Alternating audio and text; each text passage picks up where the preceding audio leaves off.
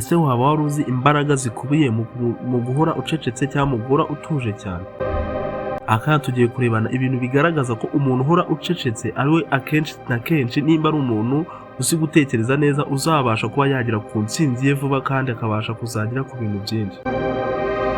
Ese umuntu yahora acecetse ni gute bifacilitatinga cyangwa ni gute biba byashoboza ibitekerezo bye cyangwa se ibindi bintu akora mu kuba yagira iterambere ryimbitse kandi mu kuba yakurura ndetse n'abamugana ndetse akagira n'icyo gikundiro, igitinyiro, byasi byonyine ari uguhora acecetse cyangwa guhora atuje?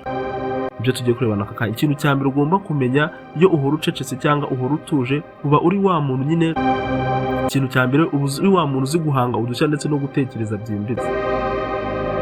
Ntabwo waba uri wa muntu ukunda kuvuga vuba cyangwa ukunda gusaba yanga wumve ngo uzabona akanya ko gutekereza udushya. Ikintu cyitwa agashya yari ikintu gitandukanye n'ibindi biri muri sosiyete, yari ikintu nyine utabasha kuba wagereranya n'ibindi. Even mo waba hari n'uburyo wabigereranya ugasanga nyine icyo wakoze cyangwa se icyo wagezeho gitandukanye kure mu bwiza cyangwa se mu gutangaza kuri ibyo bindi biri muri sosiyete ndetse no gutekereza byimbitse. Buriya nta muntu kereka urinjije cyangwa se wenda ufite ikindi kibazo cy'ubwonko, ariko nta muntu ubaho udatekereza kameme. Noneho iyo utuje cyane se cyangwa iyo udakunda kuvuga cyane ucecetse, ubwo nyine uri gutekereza, kuko nyine ubwonko buba buri gukora, buri gutekereza, kandi ntabwo waba uri gutekereza ibintu by'ubujiji cyangwa ibintu bidafite akamaro ngo uhore ucecetse, kuko buri ibintu bidafite akamaro cyangwa ibintu nyine by'ubujiji biryoha nyine iyo umuntu ari kubivuga agatekereza, atanga response avuga nyine bitewe n'ibyo yatekereje.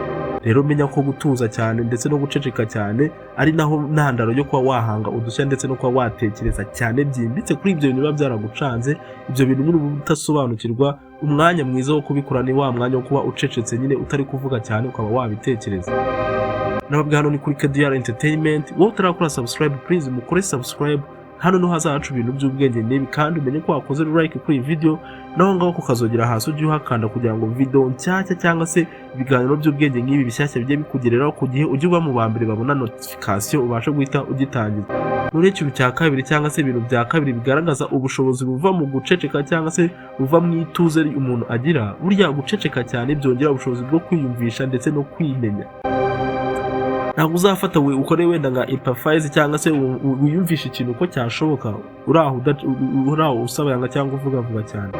Buriya iyo uri wa muntu uceceka cyane cyangwa se uri wa muntu niba udakunda kuvuga, ubasha kwimenya, ese njyewe ubwanjye ubundi nshoboye iki? Buriya umuntu ukunze kuvuga cyangwa se umuntu ukora ibintu bigiye bitandukanye yaravuga cyane nyine ntabwo atuje cyane, usanga ari wa muntu atazi icyo ashoboye we kamemu, afite impano runaka, ashoboye iki kintu cyangwa ashoboye icyo, ariko ugasanga ntabyazi. Kuko umwanya wo kuba watekereza wowe ukagiyemo indani ukavuga ngo se njyewe ubundi ngerageje ibi byagenda gute, nkoze gutya byagenda gutya, narahinze ibi ngibi byagenda gute, ntabwo uwo mwanya uba uwufite.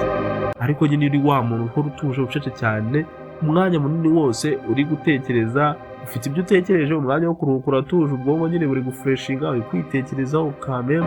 Rimwe na rimwe bigenda bigufasha kwiyumvisha uwo uriwe, ukisobanukirwa ndetse ukamenya n'uko utwara ubuzima bwawe, ibyo ukeneye, ibyo udakeneye, gutyo bikongera nyine n'iterambere ry'ubuzima bwawe. Ikintu cya gatatu kigaragaza imbaraga zituruka mu guceceka cyangwa se imbaraga zituruka mu ituze rihagije cyangwa se mu gutuza cyane. Buriya guceceka cyane hari uburyo bumwe na bumwe bigabanyamo stress ndetse no kongera ituze mu muntu. Ubundi stress ziterwa n'ibyo twumva, n'ibyo tubona ndetse n'ibyo twiterereje, cyangwa se ingaruka nyine zitugeraho. Ingaruka ziterwa n'ibyo twumva, ibyo tubona ndetse n'ibyo twiterereje.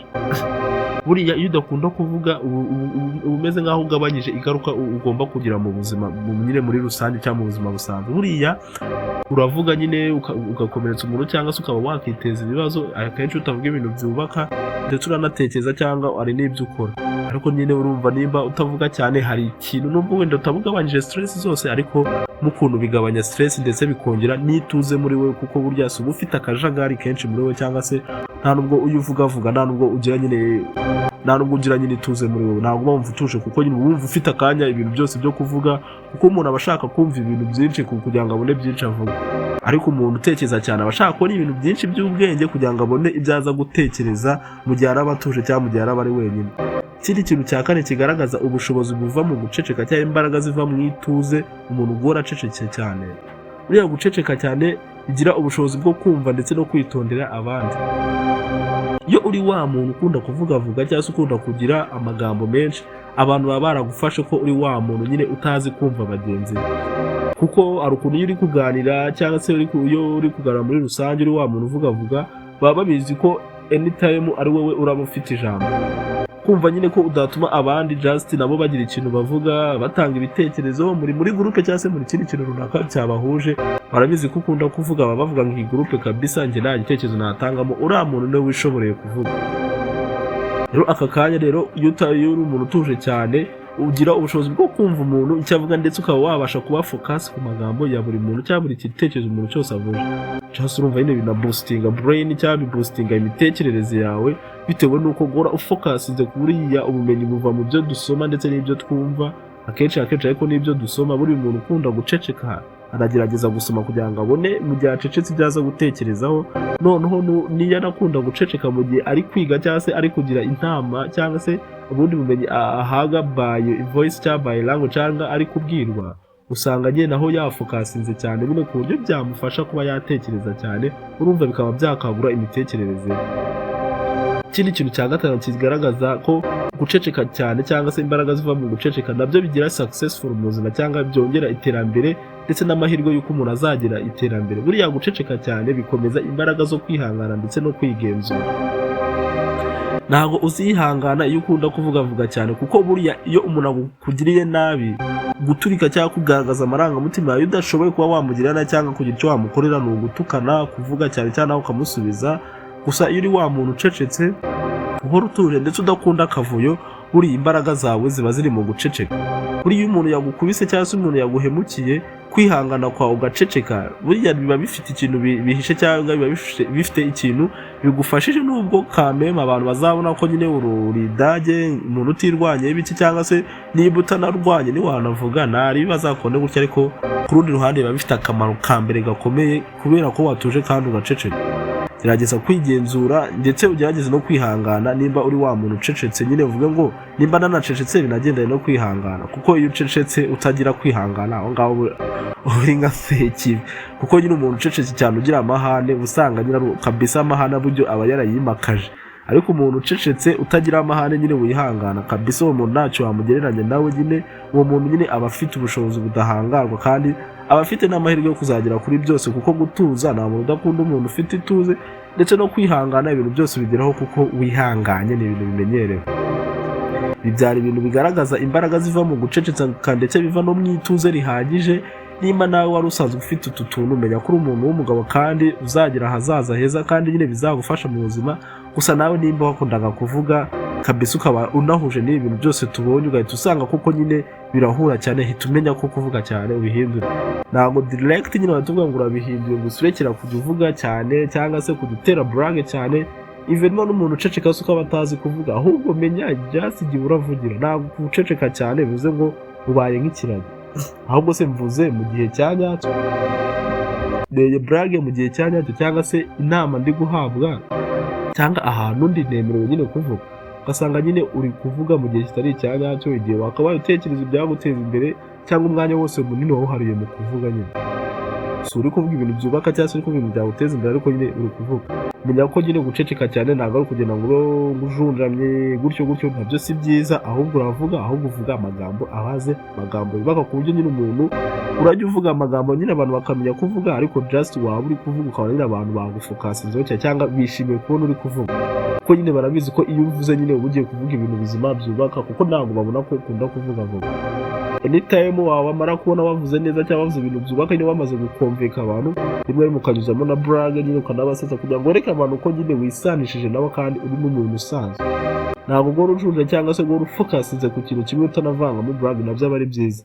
Uracecetse uratuje nyine ufite umuntu ufite ituze, ariko rimwe na rimwe ujya unyuzamo n'ububrag nyine usetsa abantu, ariko ntubyimakaze. Nyine nubwo ushaka kubishoboye ariko ugahita ugira ngo nta kantu keza nyine ubonye abantu barabyishimira, wibyimakaza ahubwo ujye ubinyuzamo kugira ngo abantu banagutinyuke, kuko umuntu ucecetse cyane udakunze kuvuga kenshi abantu baramutinya, nta nubwo baba bamwiyumvamo iyo ari ba bantu bakunda kuvuga cyane. Gerageza uvuge ibintu bibazo, ibintu by'ingenzi ubyuzemo ububrag kugira ngo sosiyete nyine ubashe kuyistabiriza, nyine ubashe gufitinga muri sosiyete. Wowe twari kwa kanya turebe aka kanya ukuntu guceceka byagufasha mu gutera imbere ndetse no mu kwigenzura, ndetse ukabasha kwa wagira byinshi ugeraho biturutse mu guceceka menya ko kuba ugishaka akanya uri umuntu kandi isomo ry'uyu munsi kabisa urikurikiranye neza kandi kuri nk'intiti nyine iki gice nawe ukigenzemo neza kandi ndabizi hari icyo bigusigiye mu mutwe ndetse no muri mind yawe ndetse no mu mitekerereze yawe ahubwo uvuga ngo ugiye guhindura iki mu buzima. Muri comment ujye uvuga uko wari usanzwe umeze wisanzwe uvuge ngo kabisa ibi ngibi narabikoze wenda no muri video y'ubutaha ibi ngibi warabigerageje ukabona effects cyangwa se ukabona ingaruka nziza byagezeho nko muri video utaha kuko ni buri munsi uzatubagezeho ibintu by'ubwenge nk'ibi wavuga ngo bya bintu byo kwitwara gutya byagize izi ngaruka nziza gutya kujyaho n'abagenzi bawe bayibonereho kandi abo byabafasha. Kore subscribe ni ingenzi ndetse like kuri iyi video, share kuri bagenzi bawe ibintu by'ubwenge bijye bibasha kubageraho kandi wibuke na comment no ni ingenzi kandi uze kuba active tujye tubana mu biganiro byindi by'ubwenge. Kuba active ni ugukora kukazongera byonyine kugira ngo notification ya video ijye kugeraho mu ba mbere tuze no kubana mu biganiro by'ubwenge. Ciao ciao.